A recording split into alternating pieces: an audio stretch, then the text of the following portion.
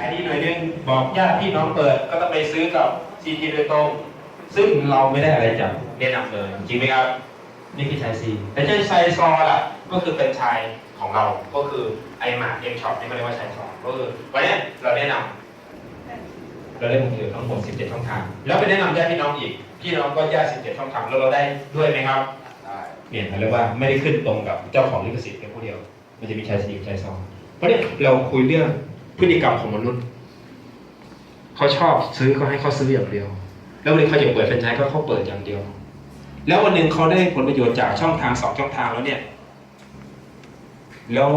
เขาจะรู้จากเครือข่ายแล้วเขาจะชอบเครือข่ายเองอัตโนมัติแล้ววันนั้นเราค่อยเสริมเรื่องพี่ต้องอย่างงู้นอย่างนี้เขาจะรับฟังไหมครับเห็นไหม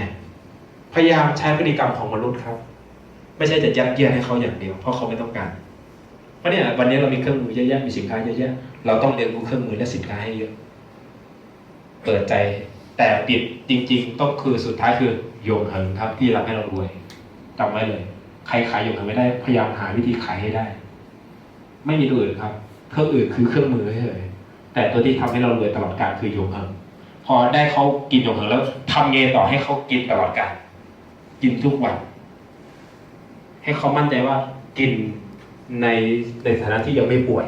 อย่ารอให้ป่วย S2 ครับมีคำตอบนะหรือว่าหมอในรัฐครับมีคำตอบเวลามีหมอนัดมาคนกลุ่มนี้เข้ามาฟังให้หมดเลยนะครับเน้นเป็นหลักก่อนวันที่9คนปุ๋ยเข้ามาดีไหมครับโอเคนะครับ